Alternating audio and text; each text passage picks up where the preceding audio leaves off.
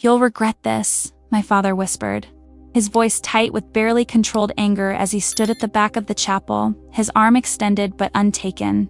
"Everyone's watching, Claire. Everyone's expecting." "I know what everyone's expecting," I said quietly, adjusting my veil one final time. "But this is my wedding, not theirs." The music had already started Pachelbel's canon, the same processional that had played at my mother's wedding, my grandmother's wedding, every wedding in our family for 3 generations. But for the first time in the Morrison family history, the bride would be walking down the aisle alone. "Claire, please," my father's voice cracked slightly. "I've been dreaming of this moment since you were born, walking you down the aisle, giving you away to a good man. Don't take this from me." "I'm not taking anything from you, Dad. I'm giving something to myself." Through the chapel doors, I could see the 300 guests who'd come to witness my marriage to James's friends, family, colleagues, all of them seated in perfect rows, all of them waiting for the traditional procession that would symbolically transfer me from my father's care to my husband's protection. But I wasn't property to be transferred. I wasn't a gift to be given.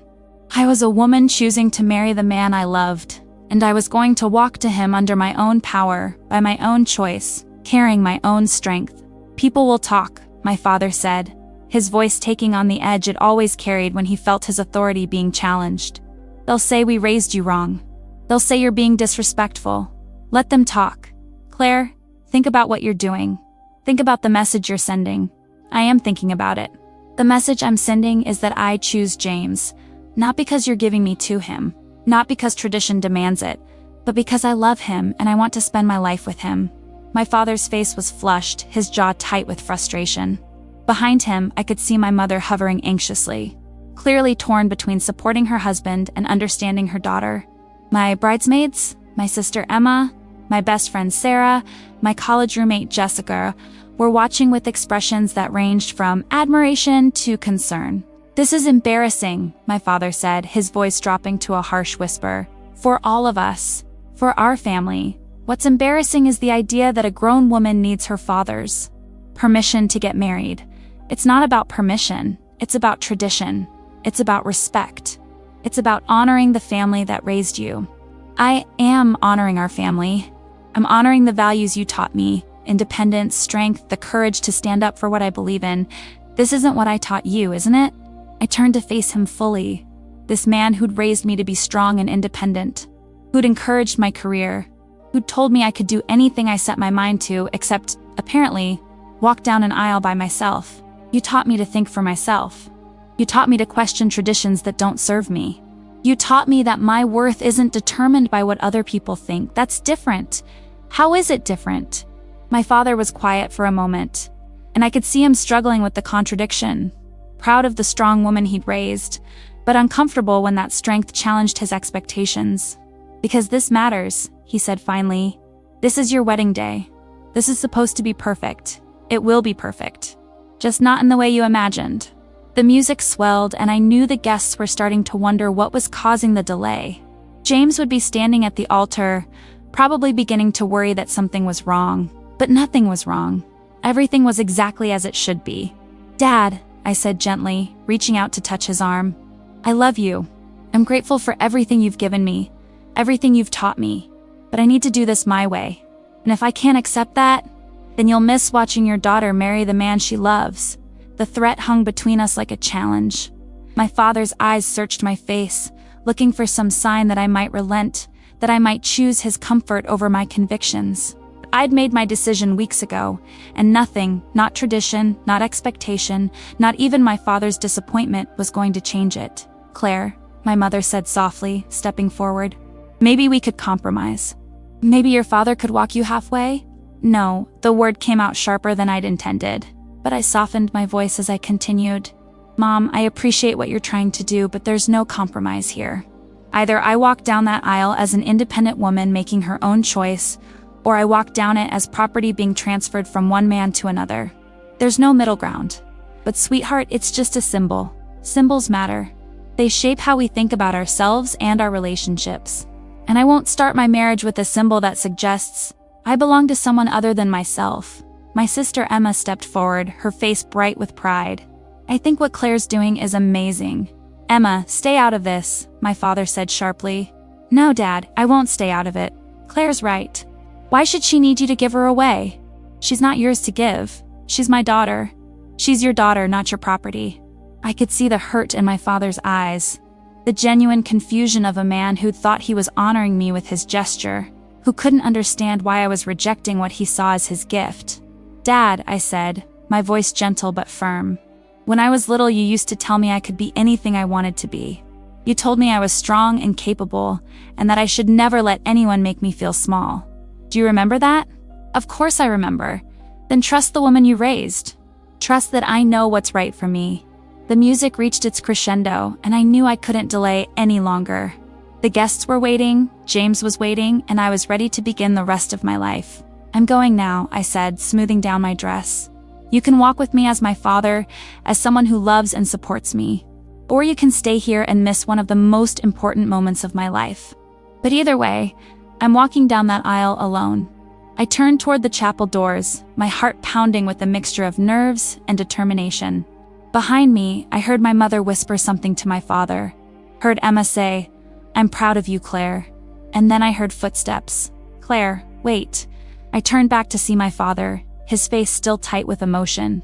But something else there, too, resignation maybe, or the beginning of understanding. "I don't agree with this," he said quietly. "I think you're making a mistake. But you're my daughter and I love you, and I want to be there when you marry James. Then walk with me. Not to give me away, but to support me. I don't know how to do that. Just walk beside me. Just be my father, not my owner." My father nodded slowly, and I could see him trying to reconcile his traditional expectations with his love for me. It wasn't easy for him. I could see that in every line of his face, but he was trying. "Okay," he said finally. "Okay, Claire. We'll do this your way." I smiled then, the first genuine smile I'd felt all morning. "Thank you." Together we walked toward the chapel doors. Not father giving away daughter, but father supporting daughter as she made the most important choice of her life. The doors opened, and 300 faces turned toward us. I could see the surprise in some expressions, the confusion in others, the approval in a few. But mostly I saw James at the end of the aisle, his face lighting up with love and pride as he realized what I was doing. I took a deep breath, lifted my chin, and began to walk toward my future, not as someone being given away, but as someone choosing to give herself freely to the man she loved. And for the first time all day, everything felt exactly right. The chapel fell into a silence so complete I could hear the rustle of my dress against the marble floor, the soft whisper of my veil trailing behind me, the barely audible intake of breath from 300 guests trying to process what they were witnessing.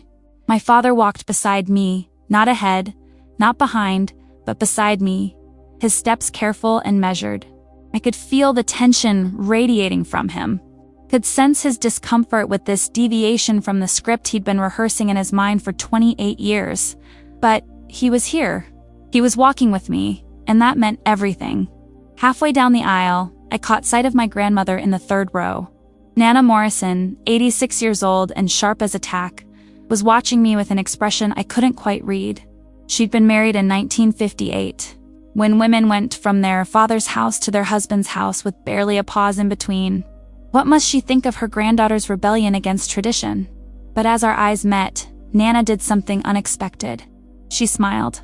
Not the polite, social smile she wore for photographs, but a real smile, full of warmth and something that looked like pride. She gave me the smallest nod, and I felt a surge of strength that carried me forward. In the fourth row, I saw James's parents. His mother, Patricia, was dabbing at her eyes with a handkerchief, but she was smiling too. His father, Robert, looked confused, but not disapproving. They'd always been more progressive than my parents, more willing to question tradition, and I could see them trying to understand the statement I was making. The whispers started around row 5. Is something wrong with her father? Why isn't he walking her properly? This is highly unusual. What is she trying to prove? I kept my eyes forward, focused on James, who was watching me approach with an expression of pure love and admiration. He understood what this meant to me, had understood from the moment I'd first brought it up 3 months ago. "I want to walk down the aisle alone," I'd told him over dinner at our favorite restaurant. "Alone? Well, my father can walk with me if he wants to. But I don't want him to give me away. I want to give myself to you." James had been quiet for a moment, processing this. What does that look like? It looks like me walking down that aisle as an independent woman making a choice, not as property being transferred from one owner to another. And you think your father will be okay with that? I think my father will have to be okay with that. James had reached across the table and taken my hand. I love that you want to do this. I love that you're thinking about what our marriage means, what we want it to represent. You don't think I'm being difficult, stubborn? I think you're being yourself. And I love yourself. Now, watching him wait for me at the altar, I felt the rightness of my decision settle into my bones. This was how it should be, not a transaction between men, but a choice between equals. My father's breathing was slightly labored beside me, and I realized this walk was harder for him than I'd anticipated. Not just emotionally, but physically. The weight of tradition, the pressure of 300 pairs of eyes, the knowledge that people were talking, it was taking its toll. You okay, Dad? I whispered. I'm fine, he whispered back, but I could hear the strain in his voice. We're almost there. Claire, I need you to know, even if I don't understand this, even if I think you're making things harder than they need to be, I'm proud of you. The words hit me like a physical force, and I felt tears spring to my eyes. Thank you. You're strong. Stronger than I gave you credit for. Stronger than I was comfortable with, maybe. Dad, let me finish. You're strong and you're brave, and you're making a choice about how you want to live your life. I may not agree with it, but I respect it. We were 10 feet from the altar now, and I could see James's face clearly. His eyes were bright with unshed tears, his smile so wide it looked like it might split his face in half. Behind him, his best man, his brother David, was grinning too, clearly delighted by the unconventional processional. And Claire? My father said as we reached the front of the chapel. Yes.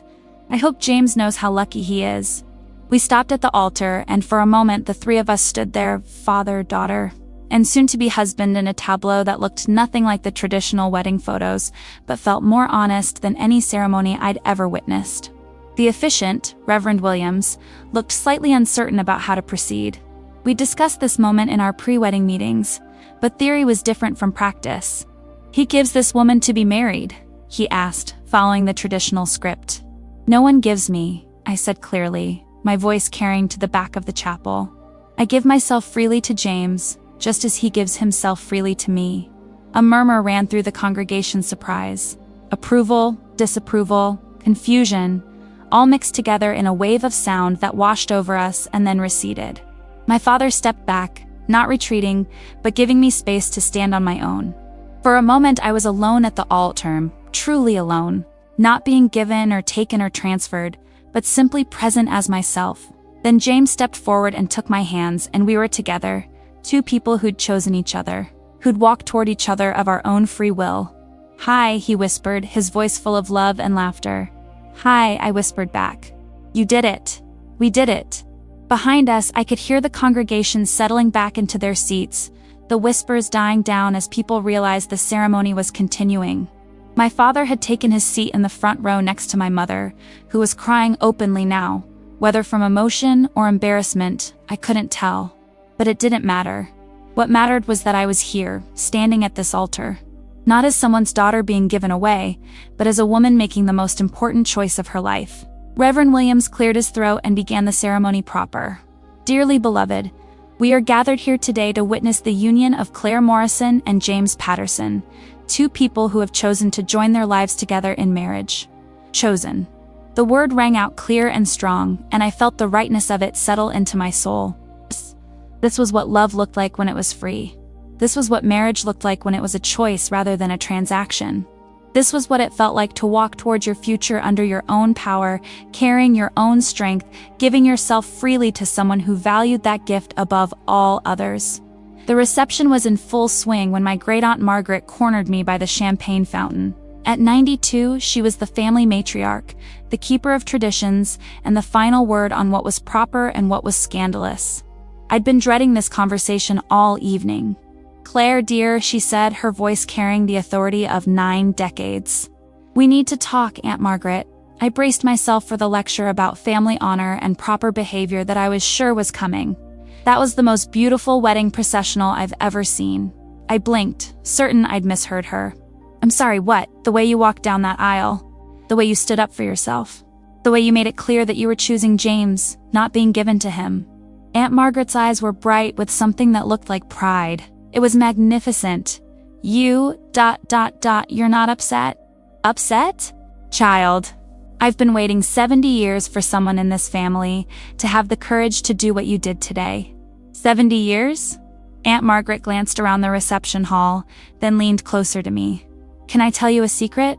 Of course. When I married your great-uncle Harold in 1952, I wanted to walk down that aisle alone too. I was 22 years old, I had a college degree, I was working as a teacher, and the idea of being given away like a piece of property made my skin crawl. What happened? I let my father talk me out of it. He said it would embarrass the family, that people would think I was ungrateful, that it would reflect poorly on how I was raised. Aunt Margaret's voice carried a note of old regret. So I let him walk me down that aisle and hand me over to Harold like I was a prize cow at the county fair. Aunt Margaret, I regretted it for 70 years, Claire. 70 years of wishing I'd had the courage to do what you did today. I felt tears spring to my eyes. I had no idea. Of course you didn't. We didn't talk about things like that back then. We just smiled and did what was expected and pretended we were happy about it. But you were happy with Uncle Harold. Oh, I was. Harold was a wonderful man and we had a beautiful marriage. But it started with me being given to him instead of choosing him, and that always bothered me. It felt like the foundation was wrong, even if the house we built on it was solid. Aunt Margaret took my hands in her weathered ones. What you did today, walking down that aisle as an equal, giving yourself freely, that's how it should be. That's how it should have always been. Thank you, I whispered. That means more to me than you know. And Claire? Your father will come around. He's a good man, just set in his ways. Give him time to understand that he raised a daughter who's strong enough to stand on her own. As Aunt Margaret walked away, I felt a tap on my shoulder. I turned to find Mrs. Chun, my former high school English teacher, holding a glass of wine and smiling broadly. Claire, what a beautiful ceremony. Thank you, Mrs. Chun. I'm so glad you could make it. I wouldn't have missed it. And I have to say, what you did during the processional was inspired. Do you think so? Absolutely. Do you know how many of my students over the years have written essays about gender equality, about women's rights, about challenging traditional expectations? And here you are, living it, demonstrating it, showing everyone what it looks like to put your values into action. I just did what felt right to me. That's exactly my point. You trusted yourself. You honored your own convictions even when it was difficult, even when it challenged other people's expectations. Mrs. Chun raised her glass. That's the kind of courage I try to teach my students. Thank you for being such a perfect example of it. As the evening progressed, I was surprised by how many people approached me with similar sentiments. My college roommate Jessica told me she was inspired to have a conversation with her own fiancé about their upcoming wedding. James's cousin Sarah said she wished she'd had the courage to make similar choices at her own wedding. Even some of the older guest women who'd married in the 1960s and 70s pulled me aside to tell me they admired what I'd done. But it was the conversation with my mother that surprised me most. I found her sitting alone at a table near the back of the reception hall, staring thoughtfully at her wine glass. She looked up when I approached, and I could see she'd been crying. Mom, are you okay? I'm fine, sweetheart. Just thinking. About what? About you. About today. About the woman you've become. I sat down beside her, suddenly nervous. My mother had always been more traditional than my father, more concerned with appearances and social expectations. Mom, if you're upset about the ceremony, I'm not upset, Claire. I'm proud. You are? I'm proud. And I'm ashamed. Ashamed of what? My mother was quiet for a moment, gathering her thoughts. I'm ashamed that I tried to talk you out of it. I'm ashamed that I was more worried about what people would think than about supporting my daughter's choices. Mom, let me finish. When you first told me you wanted to walk down the aisle alone, the first thought wasn't good for you, or I'm proud of you for standing up for your beliefs. My first thought was, what will people say? That's natural. You were thinking about the family. I was thinking about myself. About my reputation, about what people would think of how I raised you. And that's wrong, Claire. That's exactly the kind of thinking that keeps women trapped in traditions that don't serve them. I reached over and took her hand. Mom, you raised me to be strong and independent. You encouraged my education, my career, my relationship with James. You did everything right. But when it came to your wedding, I defaulted to tradition instead of supporting your autonomy. I let my own conditioning override my love for you. You're here now. You walked with Dad to support me, even when you didn't understand. Because your father made me realize something. He said, "We raised Claire to think for herself. We can't be surprised when she does." Dad said that? He did. And he was right. We spent 28 years teaching you to be independent and strong. And then we got upset when you applied those lessons to your own wedding. My mother squeezed my hand. "I want you to know something, Claire. What you did today, walking down that aisle on your own terms, refusing to be given away like property, it was brave and beautiful and right. And I'm sorry it took me this long to see it. Thank you, Mom. That means everything to me. And Claire, I hope if you have daughters someday, you'll teach them what you taught me today." "What's that?" "That tradition is only valuable if it serves you. That you have the right to create your own rituals, your own ceremonies, your own way of moving through the world." As the reception wound down, I found myself standing on the terrace outside the reception hall, looking out at the city lights and processing the day. James appeared beside me, loosening his tie and looking as happy as I'd ever seen him. "How are you feeling, Mrs. Patterson?" "Like myself, but married." "Good answer." He wrapped his arms around me from behind. "Any regrets about marrying you?" "Never." "About the ceremony? About walking down the aisle alone?" I thought about the question, about the conversations I'd had throughout the evening, about the looks of pride and admiration I'd seen on so many faces. "No regrets," I said finally. "If anything, I wish I'd been even braver." "Braver how?" "I wish I'd written my own vows. I wish I'd questioned more of the traditional elements. I wish I'd made the whole ceremony more reflective of who we actually are." "Well," James said, spinning me around to face him, "we have the rest of our lives to create our own traditions. Promise? Promise? Promise. We'll build a marriage that's entirely ours, based on our values, our choices, our understanding of what love should look like." I kissed him then. This man who'd supported my choice to walk down the aisle alone, who'd understood what it meant to me, who'd celebrated my independence even as I chose to share my life with him. "I love you," I whispered against his lips. "I love you too." "And Claire?" "Yes? Thank you for choosing me. Not because someone gave you to me, not because tradition demanded it, but because you wanted to. Thank you for being worth choosing." As we stood there on the terrace, holding each other and looking out at our future, I felt the deep satisfaction of having lived my values, of having started my marriage on my own terms. I'd walked down that aisle alone, and I'd never felt less alone in my life. The hotel suite was quiet except for the soft clink of ice in glasses and the distant sounds of the city below. The reception had ended 2 hours ago, but my parents had asked James and me to join them for a nightcap before we left for our honeymoon in the morning. I could sense there was something my father needed to say. "Claire," he began, setting down his scotch and looking at me with an expression I'd never seen before, part pride, part confusion, part something that might have been awe. "I owe you an apology." "Dad, you don't." "Yes, I do. I owe you an apology, and I owe you an explanation. And I owe you something I should have given you a long time ago." James squeezed my hand, and I could feel him settling in to listen, to support whatever conversation was about to unfold. "When you told me you wanted to walk down that aisle alone," my father continued, "my first reaction was anger. Not disappointment, not confusion, anger. And I need you to understand why. Okay, I was angry because I felt like you were rejecting me. Like, you were saying that everything I'd done as your father, all the ways I'd tried to protect you and provide for you and prepare you for life, none of it mattered. That you didn't need me anymore. Dad, that's not..." "Let me finish." He held up a hand, and I could see him struggling with emotions he'd been carrying for months. So I was angry because I'd been looking forward to that moment, walking you down the aisle, giving you a waist since the day you were born. I had this picture in my mind of how it would go, how it would feel, how proud I would be, and I took that away from you. "No, Claire, you didn't take anything away from me. You gave me something much more valuable." "What?" "You gave me the chance to see who you really are. Not the little girl I've been protecting all these years, not the daughter I thought needed my guidance and approval, but the woman you've become. The woman I raised without even realizing it." My father stood up and walked to the window, looking out at the city lights. "Do you know what I saw today when you walked down that aisle?" "What?" "I saw strength. I saw courage. I saw a woman who knew her own mind and wasn't afraid to act on her convictions, even when it was difficult, even when it challenged people she loved. Dad, I saw everything I'd hoped you would become.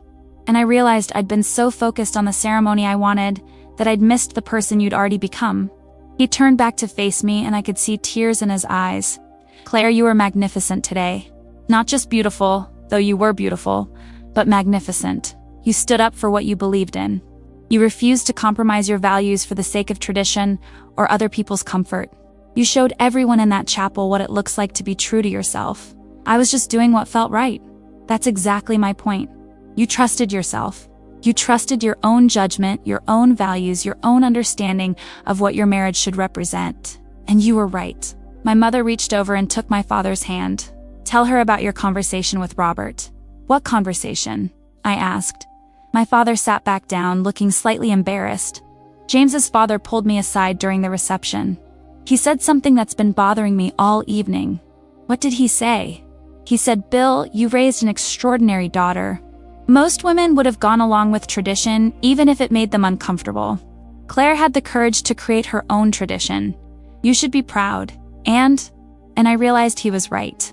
But more than that, I realized that I'd been thinking about today all wrong. I'd been thinking about what I was losing, the traditional father-daughter moment I'd been imagining. But I should have been thinking about what I was gaining, which is the knowledge that my daughter is strong enough to stand on her own. The pride of knowing that I raised a woman who won't compromise her values for anyone, not even me. The understanding that you don't need me to give you away because you were never mine to give. The words hit me like a physical force, and I felt tears spring to my eyes. Dad, you were never mine to give, Claire. You were mine to love, mine to guide, mine to support, mine to be proud of. But you were never mine to give away because you belonged to yourself. When did you figure that out? About halfway down the aisle, when I realized that you weren't walking away from me, you were walking toward your future, and I was honored to be walking with you. James cleared his throat softly. Mr. Morrison, can I say something? Of course. What Claire did today, walking down that aisle on her own terms, it's one of the reasons I fell in love with her. She's never been willing to do something just because it's expected. She thinks for herself. She stands up for what she believes in, and she's not afraid to challenge traditions that don't serve her. And that doesn't bother you. That she's so independent? It's one of the things I love most about her. I don't want a wife who needs me to complete her. I want a partner who chooses to share her life with me because she wants to, not because she has to. My father nodded slowly, and I could see him processing this, trying to understand a model of marriage that was different from the one he'd grown up with. Bill, my mother said gently, remember what you told me when Claire was 5 and she insisted on tying her own shoes, even though it took her 20 minutes and made us late for everything? I said I was proud of her for wanting to do it herself. And when she was 16 and she got that job at the bookstore instead of asking us for spending money, I said I was proud of her for being independent. And when she graduated college and moved to the city to start her career instead of moving back home, I said I was proud of her for following her dreams. So why would today be any different? My father was quiet for a long moment, and I could see him connecting the dots, understanding that my choice to walk down the aisle alone was just the latest expression of the independence he'd always encouraged in me. It shouldn't be different, he said finally. You're right. Today should have been another moment of pride, not a moment of resistance. Dad, I said, standing up and walking over to him, it can still be a moment of pride. It can be the moment you realize that everything you taught me about being strong and independent actually took root. Is that how you see it? That's exactly how I see it. You raised me to think for myself, to stand up for what I believe in, to be true to my values even when it's difficult. Today was just me applying everything you taught me.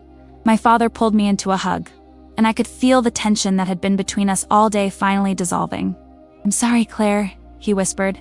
I'm sorry I made today harder for you than it needed to be. You didn't make it harder, you made it meaningful, because I got to show you and everyone else who I really am. And in the end, you supported me, you walked with me. You chose love over tradition, and I'm proud of that choice. So am I. We stood there for a moment, father and daughter, finally understanding each other in a way we never had before. Claire? My father said as we separated.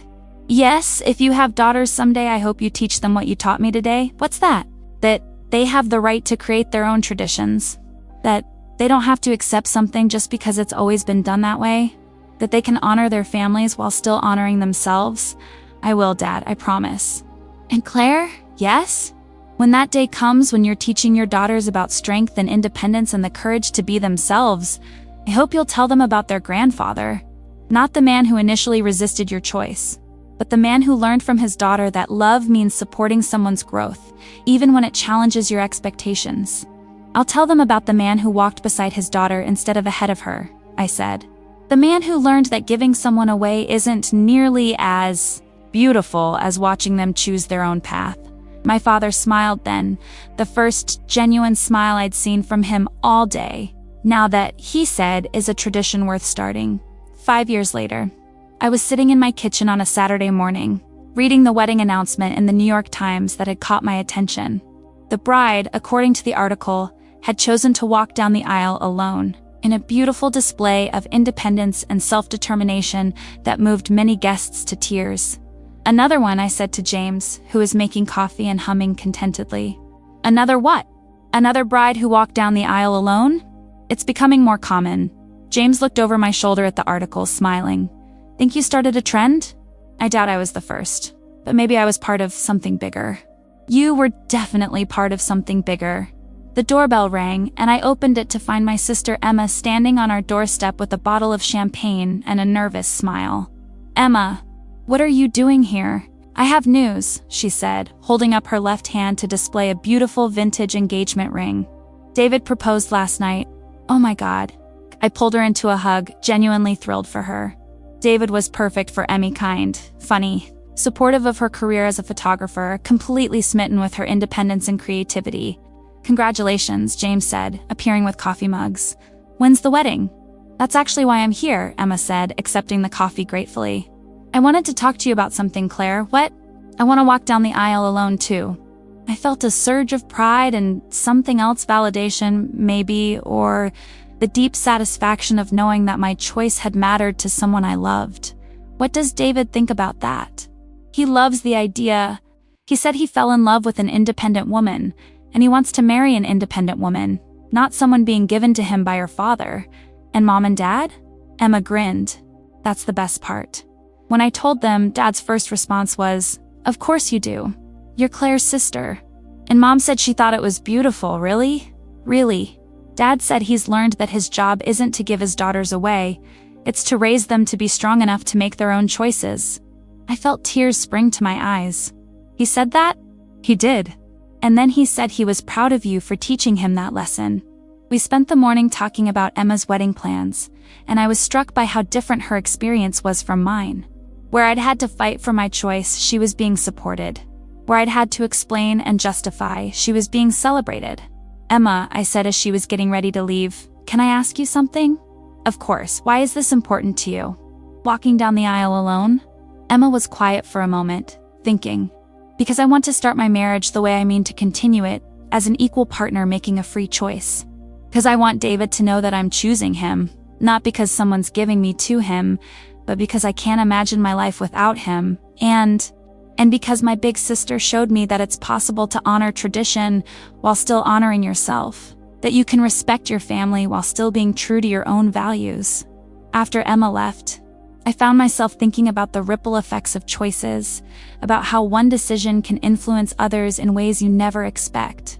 My choice to walk down the aisle alone had been personal, individual, about my own values and my own marriage. But it had become something bigger, a model for other women, a conversation starter about tradition and independence, a small part of a larger cultural shift. That evening, James and I were having dinner when my phone rang. The caller ID showed my father's number. Hi, Dad. Claire, I hope I'm not interrupting your dinner. Not at all. What's up? I wanted to tell you something. I was at the office today, and my colleague mentioned that his daughter is getting married next month. She's planning to walk down the aisle alone, and he was asking me about it because he knew you'd done the same thing. What did you tell him? I told him it was one of the most beautiful things I'd ever witnessed. I told him that watching his daughter walk down that aisle as an independent woman making her own choice would be one of the proudest moments of his life. Dad, I told him that his daughter wasn't rejecting him or disrespecting him. She was honoring everything he'd taught her about being strong and independent. And I told him that if he supported her choice, he'd be giving her a gift more valuable than any traditional ceremony. What did he say? He said thank you. He said he'd been worried about what people would think, but that he wanted to support his daughter. And then he asked if I'd be willing to talk to him more about it. And will you? Of course. Claire, I want you to know what you did 5 years ago. It didn't just change our family. It's changing other families too. You're helping other fathers understand that supporting their daughter's independence is more important than maintaining traditions that don't serve them. I never intended for it to be about anything other than my own wedding. The best changes usually start that way. Someone makes a personal choice based on their own values, and it inspires other people to examine their own assumptions. After we hung up, I sat thinking about legacy, about the ways our choices echo forward in time, influencing people we may never meet, creating possibilities we never imagined. "What are you thinking about?" James asked. "I'm thinking about the letter I got last month. From that bride in California who saw the article about our wedding and decided to walk down the aisle alone, to the one who said you gave her permission to honor her own values." That one. And I'm thinking about Emma and about Dad's colleague's daughter, and about all the women who are creating their own traditions instead of accepting ones that don't fit them. You started something, Claire. We started something. You supported my choice, you celebrated it. You showed other men that loving an independent woman means supporting her independence, not trying to diminish it. James reached across the table and took my hand. "Do you ever regret it? Walking down that aisle alone?" "Never. Not for a single second. Even though it was hard? Even though it caused conflict with your family? Especially because it was hard. Because it forced all of us to examine what we really believed about marriage, about independence, about the difference between honoring tradition and being trapped by it. And what did you discover?" I discovered that love means supporting someone's growth even when it challenges your expectations. I discovered that the best traditions are the ones we create ourselves, based on our own values and understanding of what matters. And I discovered that walking down an aisle alone doesn't mean you're alone. It means you're strong enough to choose your own path, and brave enough to walk it, even when it's different from what everyone expects. That night, as I was getting ready for bed, I found myself looking at our wedding photos. There is the traditional shot of James and me at the altar, but my favorite was the one taken from behind as I walked down the aisle, my father beside me, not ahead of me, both of us moving toward a future that honored both tradition and independence. In the photo, I could see the strength in my posture, the determination in my step, the joy in the way I held my head high. I could see my father's pride, his love, his willingness to support his daughter even when her choices challenged his expectations. But mostly I could see possibility. The possibility of creating your own traditions, of honoring your values while respecting your family, of starting a marriage as equals who choose each other freely. 5 years later, I still felt the rightness of that choice settling into my bones. I'd walked down that aisle alone, and I'd never felt less alone in my life.